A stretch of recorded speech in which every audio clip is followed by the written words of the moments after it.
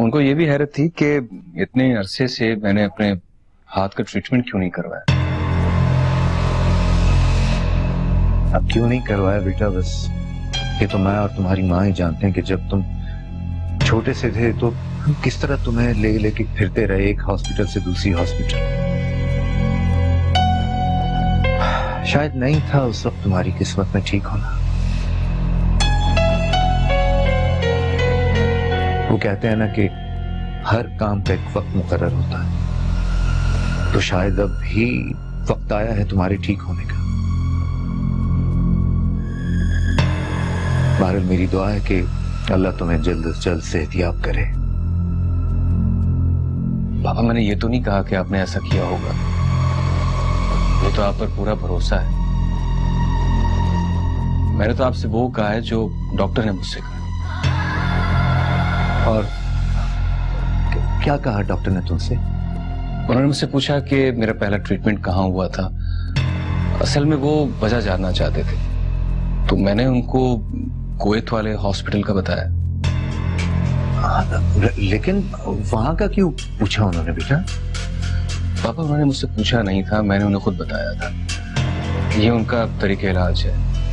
वो अपने पेशेंट्स के बारे में छोटी से छोटी मालूमात भी रखते हैं। यही वजह है कि आज तक उनका कोई भी ऑपरेशन नाकाम नहीं हुआ। और मजे की बात यह है कि इस हॉस्पिटल के तकरीबन तमाम डॉक्टर्स को अच्छी तरह जानते हैं। गालिबन शायद उन्होंने कुछ अरसे वहां भी काम किया। हाँ, जाहिर है वो पूरी दुनिया में मशहूर डॉक्टर है, उसके ताल्लुकात तो होंगे ना। तो क्या वो तुम्हारी केस हिस्ट्री वहां से लेंगे? जी बाबा, असल में उनको मेरे हाथ में कोई प्रॉब्लम नजर नहीं आया। कुछ टेस्ट वगैरह करवाए हैं जिनकी कल तक रिपोर्ट्स आएंगी। चलो ठीक है, मैं खुद चला जाऊंगा तुम्हारी रिपोर्ट्स लेने के लिए। अरे बाबा, आपको परेशान होने की जरूरत नहीं है, रोशनी ये सब खुद कर लेगी। अच्छा ये बताओ कि तुम्हारे डॉक्टर की वहाँ कुवैत में बात हुई? नहीं बाबा, लेकिन वो कह रहे थे कि वो आज ही बात कर लेंगे। रोशनी कल जब हॉस्पिटल जाएगी तो वो खुद ही पूछ लेगी। अच्छा ठीक है बिल्कुल।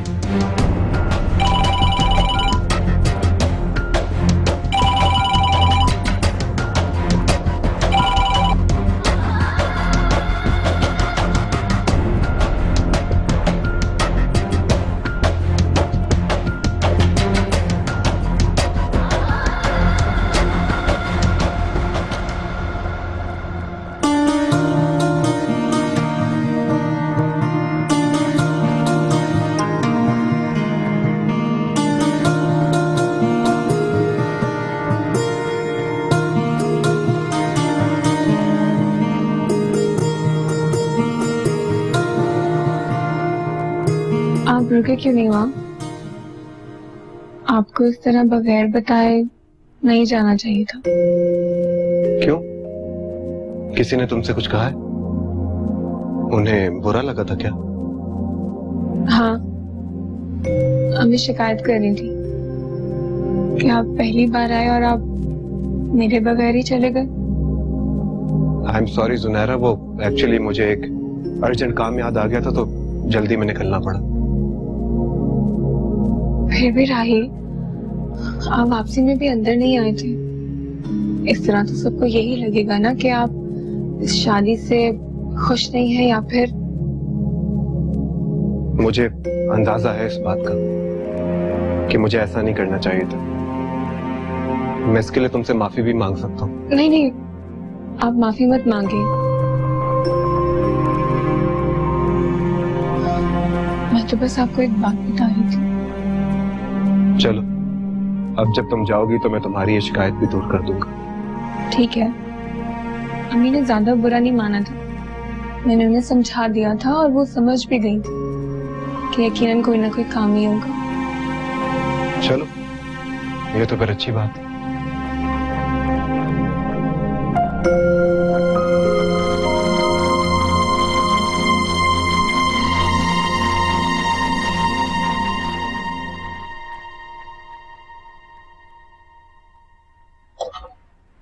ये डॉक्टर तो लगता है कोई नई मुसीबत खड़ी करेगा। अब क्या जरूरत है इतनी पुरानी केस हिस्ट्री मंगवाने की? भाई समझ नहीं आ रहा तो काट के फेंक दे उसका हाथ। अगर उससे वो फाइलें मंगवा ली ना तो क्या हो गया आपको जमीन साहब? क्या हो जाएगा अगर फाइलें मंगवा लेगा? क्या लिखा होगा उसमें ज्यादा से ज्यादा कि लड़का टुंडा है, टुंडा ही रहेगा, तो इसका हाथ कभी भी सही नहीं हो सकता, इससे ज्यादा और क्या होगा? नहीं नहीं नहीं, तुम्हें कुछ अंदाजा नहीं, अगर वो फाइल यहाँ आ गई ना तो पता नहीं क्या से क्या हो जाएगा। क्या हो जाएगा? मैं तो ये बात करना भी नहीं चाहता। बस तुम दुआ करो कि कुछ भी हो, इतना पुराना रिकॉर्ड है, कहीं बर्बाद हो गए हो, आग लग गई हो, राख हो गए हो, मुमताज कुछ भी हो, लेकिन वो हसाम की फाइल्स यहाँ नहीं आनी चाहिए। अच्छा आप बैठे, आप परेशान ना हो, ठीक हो जाएगा।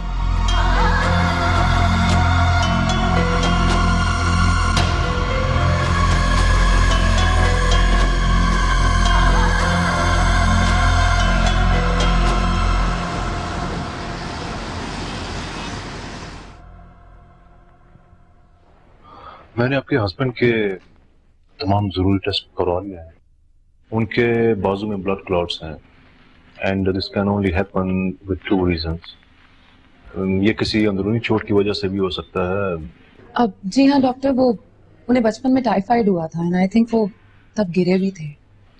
Anyways it's too late now, blood clots इतने पुराने हो चुके हैं। वैसे अगर आप लोग उनका ट्रीटमेंट वक्त पे करवा लेते तो हैंडीकैप ना होती। वैसे आप मुझे उनके पेरेंट्स से मिलवा सकती हैं, वो मुझे बेहतर तौर पे उनके इलाज के बारे में गाइड कर सकते हैं। अब वो एक्चुअली डॉक्टर साहब, हसाम के पेरेंट्स यहाँ है नहीं, वो लोग कहीं बाहर गए हुए हैं। अच्छा चले, मैंने बाहर से उनकी रिपोर्ट्स मंगवा ली हैं, लेकिन उनको देखने के बाद ही मैं आपको उनकी ऑपरेशन की डेट दे सकता हूँ। Okay, thank you. That's okay. Sir ये हसन साहब के फाइल।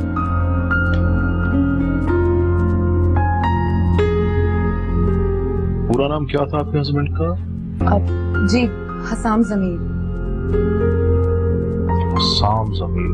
मेरा ख्याल है ये रिपोर्ट गलत आ गई है, क्योंकि यहाँ पे उनका फर्स्ट नेम तो ठीक नजर आ रहा है, लेकिन फादर का नाम अफतान करदेसी लिखा हुआ है।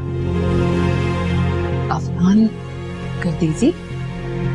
एनीवेज मैं इसको चेक करवा लेता हूँ, आप फिक्र न करें।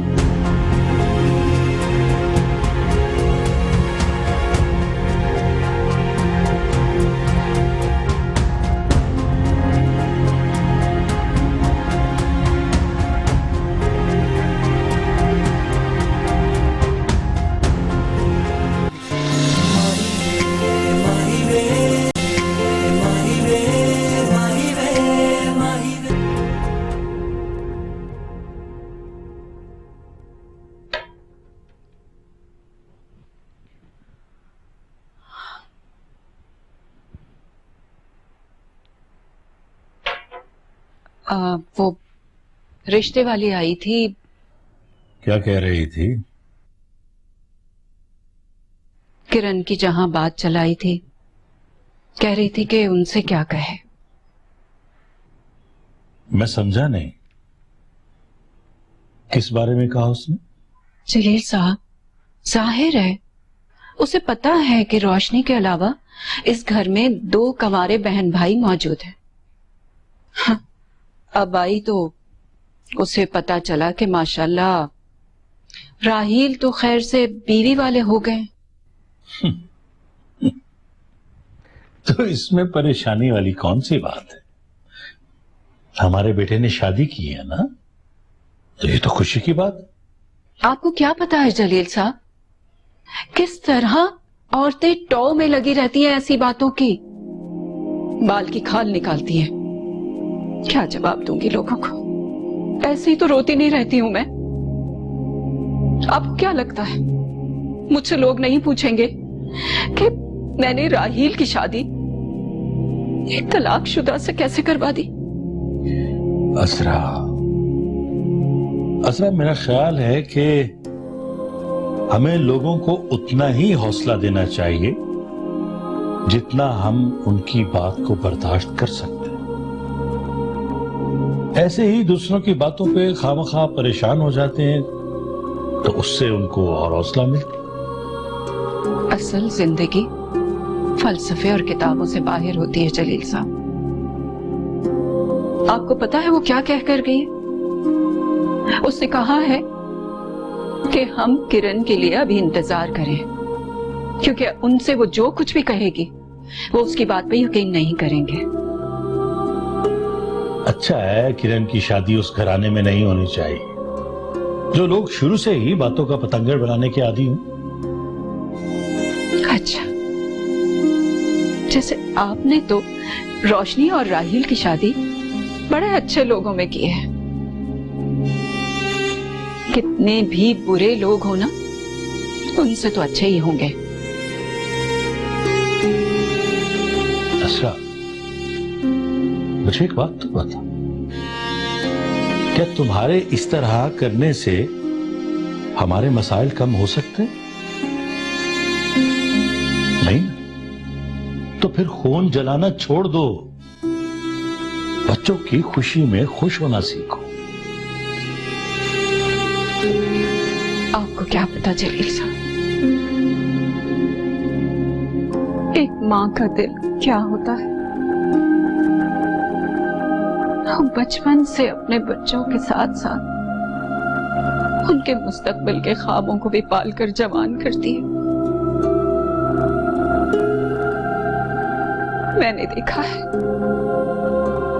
मैंने देखा है एक माँ और उसके ख्वाबों का टूटना। क्या क्या सोचा था अपने बच्चों के लिए। असरा, जितना तुमने सोचा था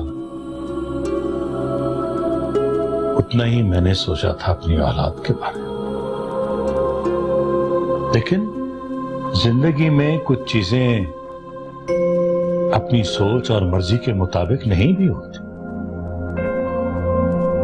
हालात, वक्त और जिंदगी के नशेबो फराज को जो लोग खुले दिल से कबूल करते हैं वही कामयाब होते हैं। मेरा ख्याल है तुम्हें फिक्र करने की जरूरत नहीं। हमारे बच्चे गलत नहीं है, ऐसा अपनी अपनी जगह पर हालात के साथ लड़ रहे हैं। हमें अपने बच्चों पर फख्र होना चाहिए। बड़ी अजीब सी बात है, मैं तो अपने बच्चों के दुख पर फख्र महसूस नहीं कर सकती हूँ। मेरा दिमाग तो हर वक्त यही सोचकर परेशान होता रहता है।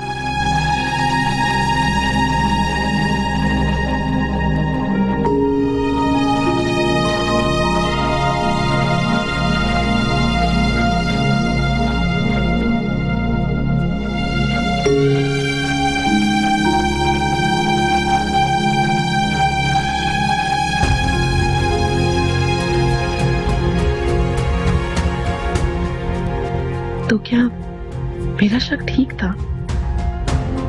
क्या हसाम वाकई उनकी सगी औलाद नहीं है? या खुदा मैं क्या करूं? अगर ये बात सच है तो इसका एक ही मतलब है कि हसाम को अब तक वो लोग धोखा देते आए हैं जिनको वो अपने सगे माँ बाप समझता है।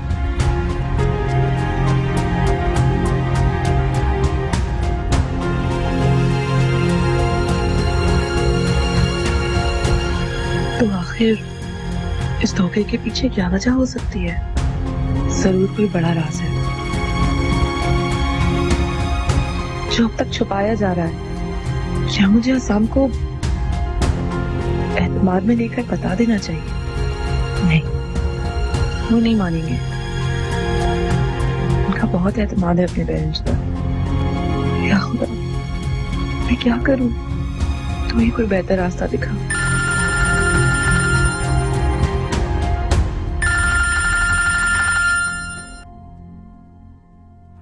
हेलो हेलो रोशनी, मिला ही डॉक्टर से?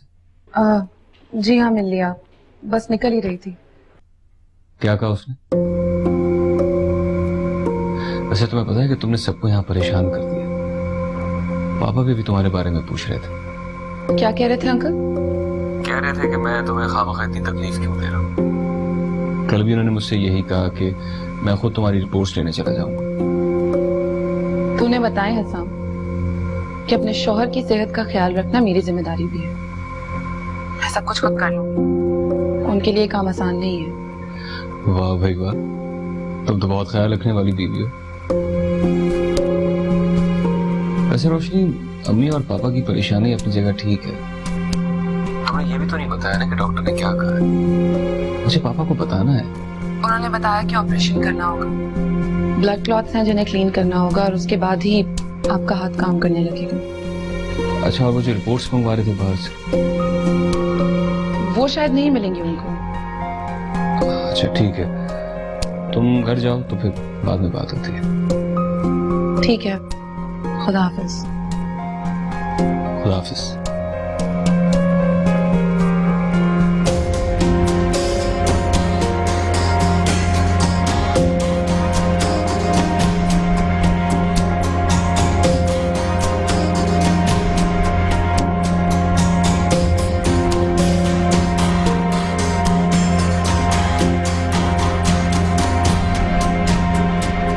इज्जत और जिल्लत अल्लाह ताला के हाथ में होती है। आपके कहने से कुछ नहीं होगा। तो फिर मिल गए तुम्हें वो रिकॉर्ड्स जो तुमने मंगवाए थे? जल गया। इस दुनिया में मैं सबसे ज्यादा भरोसा अपने पापा पर करता हूँ। उनसे ज्यादा भरोसा तो मुझे खुद पर भी नहीं। और अगर आपको कभी ये पता चले कि जिस शख्स पे आप सबसे ज्यादा भरोसा करते हैं वो शख्स आपसे झूठ बोलते आया तो आप क्या कहेंगे? तो तुम मुझे दोबारा ये बात याद दिलाना चाहती कि मैंने हसाम को अब तक मरवाया क्यों नहीं, है ना? जाहिर सी बात है। मेरा मतलब है तुम्हें किसी से मोहब्बत तो होगी।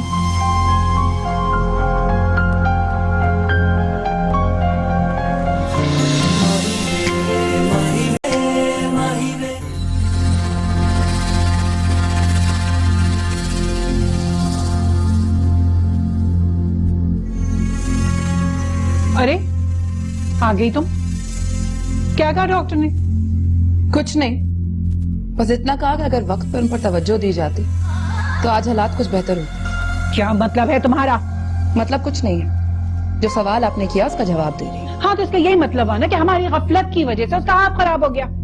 एक बात याद रखो, माँ हूं मैं उसकी, तुम उसे मुझसे दूर नहीं लेकर जा सकती। जी, क्योंकि दूर जाने के लिए करीब होना जरूरी होता है। बहुत जुमले बोलने आ गए ना तुम्हें। कब तक अपने शौहर के कानों में इन बातों से रस घोलोगी? और ये जो इलाज का ड्रामा रचाया हुआ है तुमने, ज्यादा दिन नहीं चलने वाला बीवी। क्योंकि मैं जानती हूँ, बहुत कोशिश की हमने, उसका इलाज नामुमकिन है। माँ होने का दावा भी करती हैं और इस तरह के जुमले भी धड़क होकर कह भी देती हैं। मैं तो सिर्फ हैरत ही कर सकती हूँ। यह हैरत तुम्हारी बहुत जल्द परेशानी में बदल जाएगी। तुम्हें नहीं पता तो किसके मुंह लग रही। मैं किसी के भी मुंह नहीं लग रही हूँ, सिर्फ अपने हक और फर्ज की बात कर रही हूँ।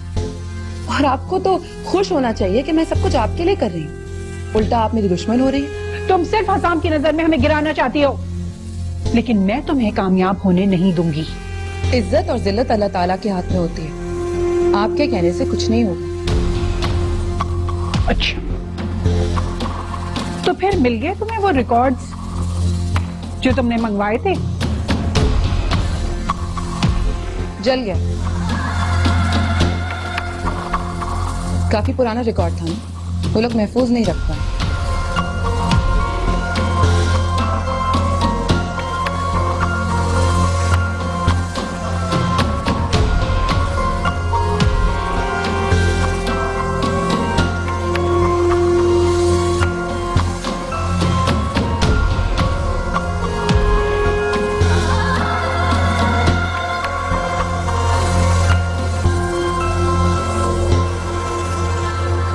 मैं सोच भी नहीं सकता था कि हम दोनों इतनी आसानी से।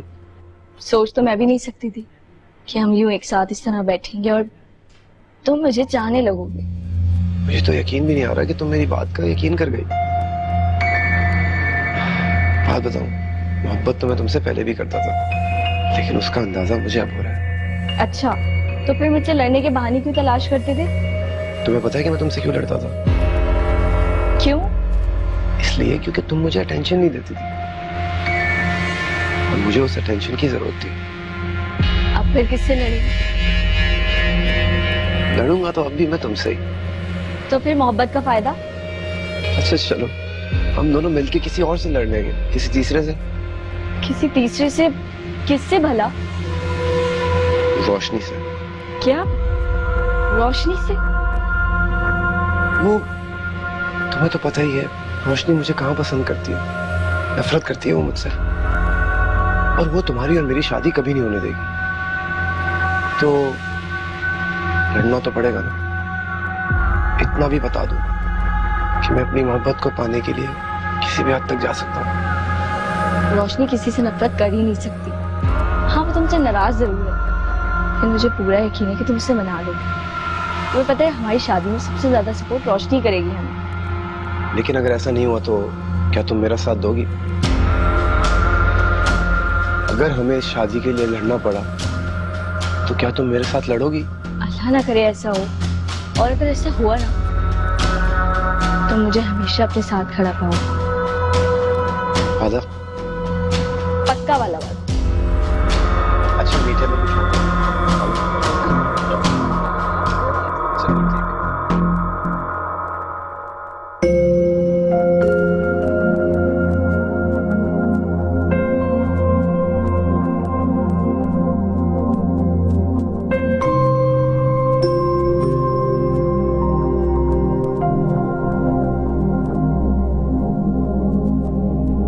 साम, अगर मैं आपसे एक बात पूछूं तो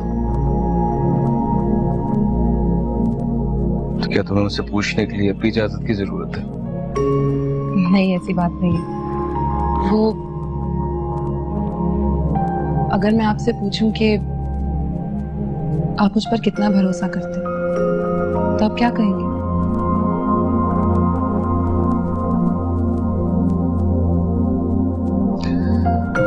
बड़ा मुश्किल सवाल है रोशनी, कुछ और पूछ लो।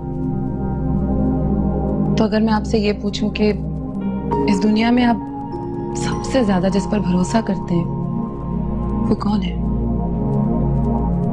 तो आप किसका नाम लेंगे? अगर मैं सच कहूं तो तुम्हें बुरा तो नहीं लगेगा?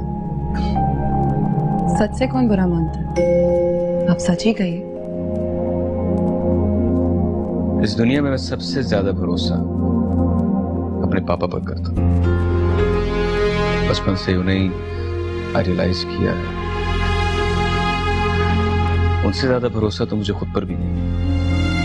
और अगर आपको कभी ये पता चले कि जिस शख्स पे आप सबसे ज्यादा भरोसा करते हैं वो शख्स आपसे झूठ बोलते आया, तो आप क्या कहेंगे? तो फिर मैं यही कहूंगा कि ये बात भरोसे के काबिल ही नहीं।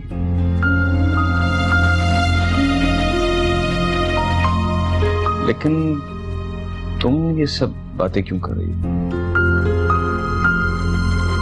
वो आज मैंने कहीं पे पढ़ा था कि इंसान सबसे ज्यादा जिस शख्स पर भरोसा करता है, कभी कभी वही इंसान उसका भरोसा भी तोड़ देता है। जिसने भी लिखा है उसके साथ ही हुआ होगा ऐसा, पर मेरे साथ ऐसा नहीं हो सकता। सवाल ही पैदा नहीं होता।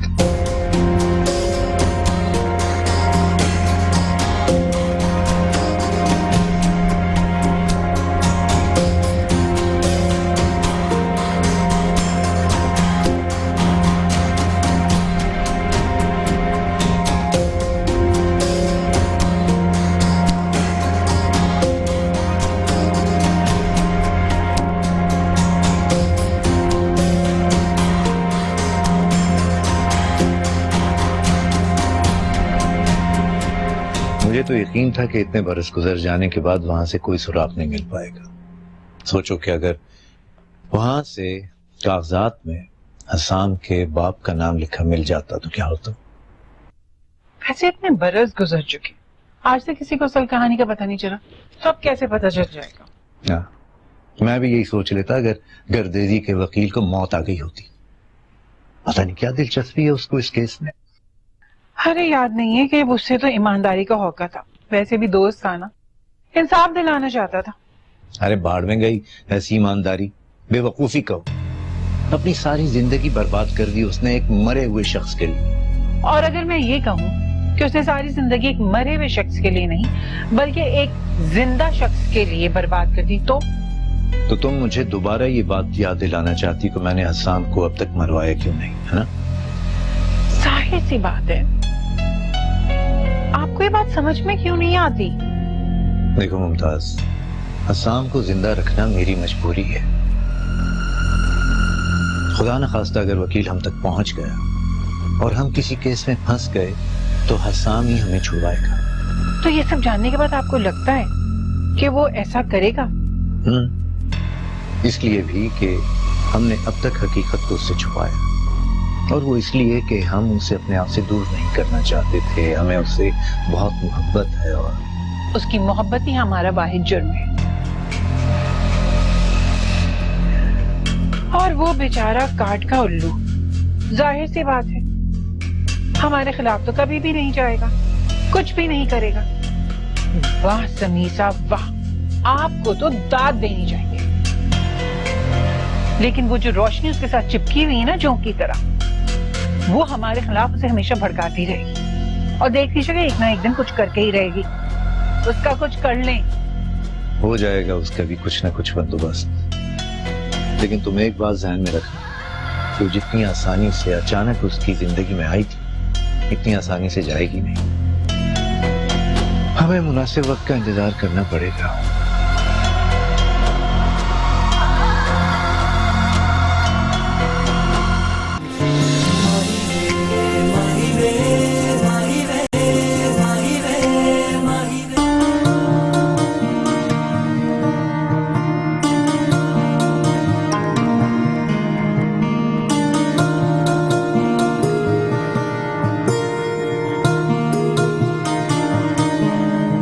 एक बात पूछूं राही? पूछो। तुम्हारी जिंदगी में कोई थी? क्या मतलब? मेरा मतलब है ज़हीन हो, अच्छे भी दिखते हो, लड़कियों के साथ पढ़ते भी हो, कभी कोई पसंद आई? जाहिर है जो अच्छा होगा वो अच्छा ही लगेगा ना। मुझे तो पता नहीं कितनी लड़कियां अच्छी लगती। नहीं, मेरा मतलब है तुम्हें किसी से मोहब्बत तो होगी।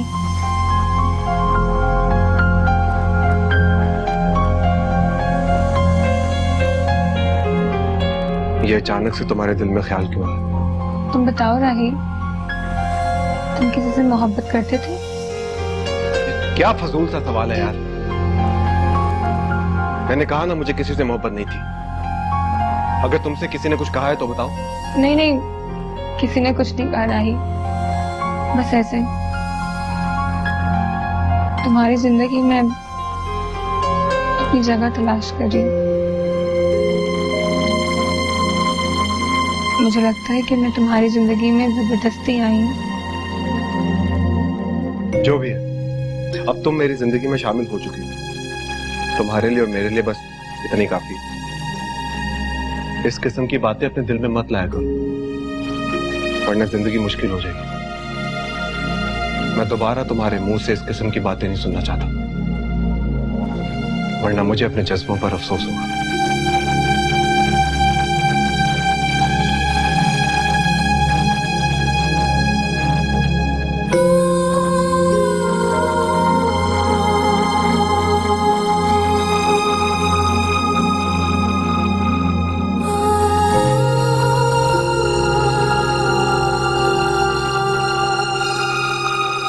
माना फोन बंद करो, काफी देर हो गई है ना। कल मिलते हैं ना पेपर के बाद। ओके, खुदा हाफिज, अल्लाह हाफिज।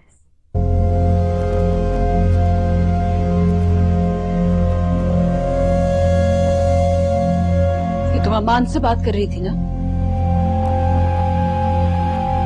जी ये कौन सा टाइम है लड़कों से बात करने का?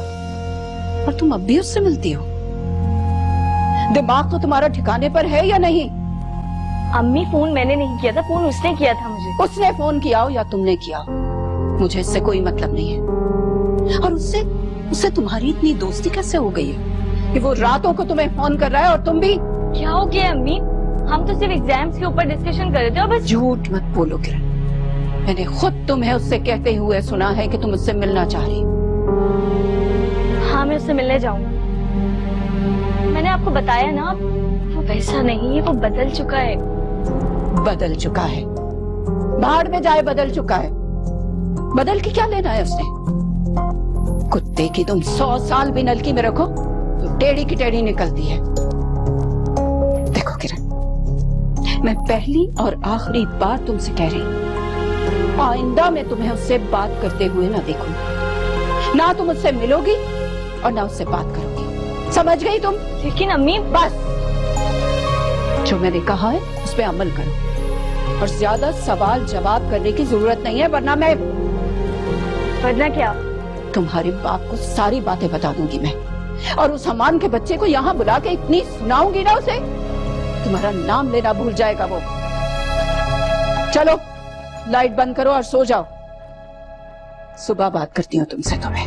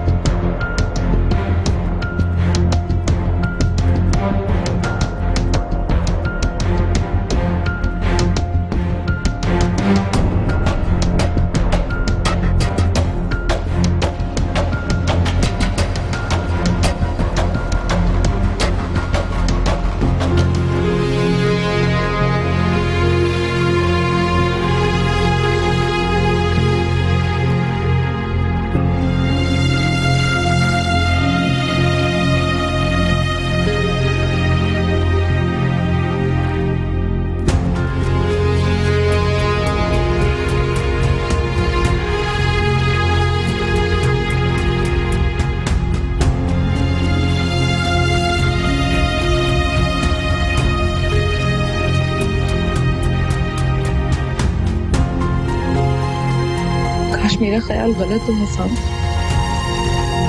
आपका भरोसा इसी तरह कायम रहे।